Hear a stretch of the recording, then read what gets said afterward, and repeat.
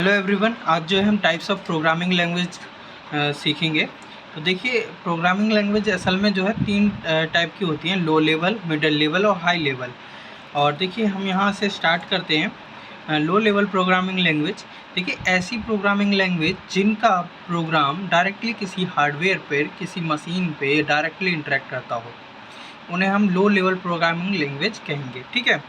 देखिए, जो machine language जो होती है वो 0-1 होती है, मतलब मशीन जो है 0-1 समझती है, बाइनरी लैंग्वेज समझती है। ठीक है।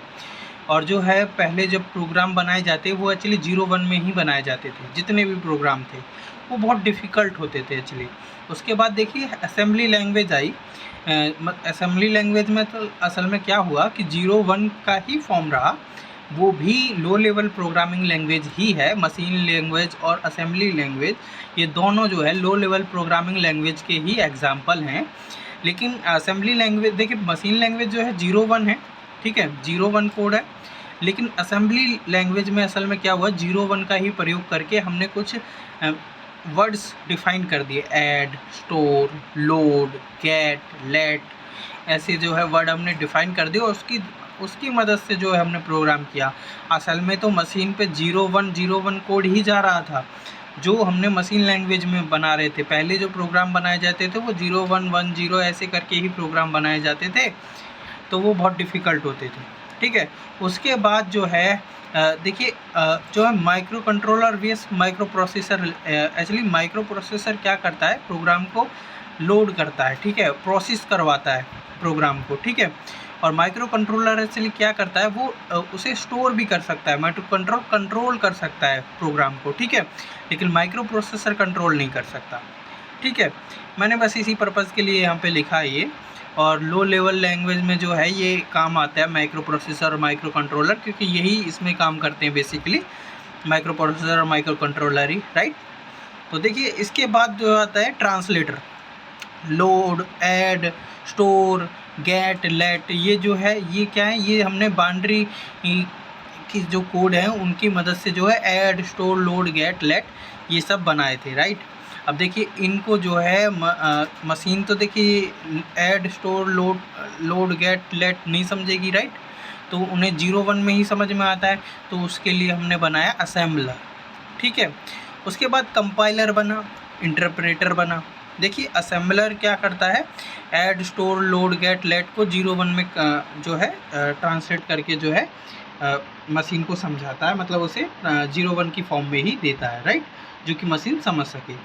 और कंपाइलर जो है एक्चुअली पूरे कोड को एक्चुअली क्या करता है, कंपाइलर और इंटरप्रेटर क्या है, देखिए कंपाइलर जो है एक पूरे कोड को एक साथ लेता है और उसे जो है कंपाइल करके, मतलब मशीन लैंग्वेज वगैरह में जो है उसे देता है, ट्रांसलेट करके देता है किसी को। ठीक है। और इंटरप्रेटर असल में क्या करता है, लाइन बाय लाइन करता है। अगर कहीं लाइन में दिक्कत हुई ना तो वो वहीं रुक जाएगा। राइट, ये इंटरप्रेटर करता है। असल में अगर कंपाइलर और इंटरप्रेटर को मैं समझाऊं तो असल में हम कह सकते हैं कि अगर कोई मंत्री है, ठीक है, वो कहीं स्पीच दे रहा है। ठीक है। अगर वो स्पीच दे रहा है तो मान लीजिए कि उसने पूरी स्पीच दी, 15 मिनट 10 मिनट की उसने स्पीच दी। उसके बाद जो है उसे जो है स्पीच जो जो दी है वो एक चाइनीज़ लोगों के सामने दी है। ठीक है। ठीक है। अब उसने दी है, अब हिंदी में उसने स्पीच दी है और चाइनीज़ लोग हैं, तो उसे ज़रूरत पड़ेगी ट्रांसलेटर की। राइट। तो जब उन्होंने 15 मिनट 20 मिनट की स्पीच दे दी तो उसके बाद जो क्या होगा कि वो ट्रांसलेटर से कहेगा, मतलब कंपाइलर से, कि भाई साहब का बताइए लोगों को क्या बोला है मैंने, तो वो उन्हें बताएगा। ठीक है। 15 मिनट की स्पीच को मे बी जो ट्रांसलेटर है वो 5 मिनट में बता दे, 10 मिनट में बता दे। राइट। उसमें से वो कुछ शब्दों को भूल भी जाएगा मे बी। राइट। और वो भाव, वो जो फीलिंग्स है वो प्रस्तुत नहीं कर पाएगा। राइट। वो उनको बता नहीं पाएगा उस फीलिंग को, जिस फीलिंग से मंत्री ने वहाँ पे बोला है। राइट। तो कंपाइलर में जो है ये जो है कंपाइलर जो है फास्ट तो होता है लेकिन कुछ चीज़ों का सिक्योर नहीं होता, मतलब पूरा टोटल आपको मिले ऐसा नहीं है। ठीक है, सिक्योर नहीं। आप देख रहे हो कुछ वर्ड वो भूल भी सकता है, भाई साहब मनुष्य है, भूल जाएगा। ऐसे ही कुछ वर्ड भूल भी सकता है और पूरा टोटल ट्रांसफ़र नहीं करेगा डाटा को। राइट। ठीक है। और इंटरप्रेटर क्या है, इंटरप्रेटर क्या है भाई साहब, लाइन बाय लाइन करता है। मतलब जैसे मंत्री ने बोला कि नमस्कार दोस्तों, तो उसने जो है चाइनीज़ में नमस्कार बताया कि मंत्री जी जो है नमस्कार बोल रहे हैं, ठीक है। लाइन बाय लाइन ट्रांसलेट करेगा, ठीक है, वो होता है इंटरप्रेटर। इस तरीके से आप समझ सकते हैं और याद रख सकते हैं।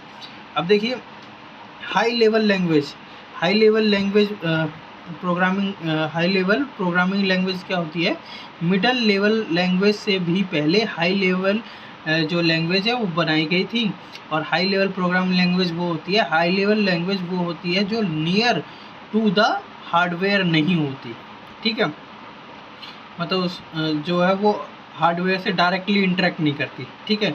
जो डायरेक्टली हार्डवेयर से इंटरेक्ट नहीं करती है या जिनके प्रोग्राम डायरेक्टली हार्डवेयर से इंटरेक्ट नहीं करते हैं, ठीक है, जैसे कि COBOL, portal, Pascal, C P L, right, और जो है सिमुला, C++, राइट, ये लैंग्वेज है जो हाई लेवल लैंग्वेज है, ठीक है। अब देखिए मिडिल लेवल जो प्रोग्रामिंग लैंग्वेज होती है have both features, low as well as high, ठीक है। इसके पास दोनों फीचर्स हैं।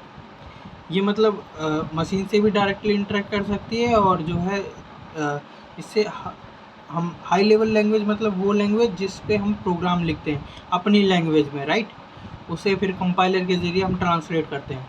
तो देखिए हम जो है मिडिल लेवल लैंग्वेज से अपने लैंग्वेज में प्रोग्राम भी लिख सकते हैं और वो डायरेक्टली जो है मशीन से इंटरेक्ट भी कर सकते हैं। तो middle level language have both features, low as well high, ठीक है।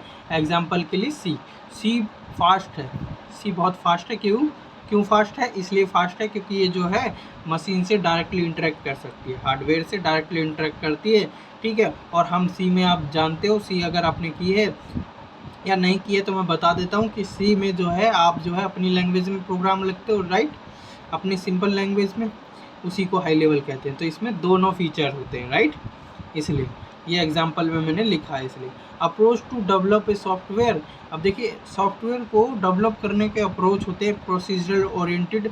एग्जांपल सी, जो सी लैंग्वेज है उसमें प्रोसीजरल ओरिएंटेड जो अप्रोच का यूज़ किया जाता है सॉफ्टवेयर को डेवलप करने के लिए। देखिए प्रोसीजरल ओरिएंटेड जो अप्रोच है वो जो है इसमें एक्चुअली बहुत सारे वर्ड्स, बहुत सारी टर्मिनोलॉजी, बहुत सारी सब कुछ याद करना पड़ता था एक्चुअली इसमें।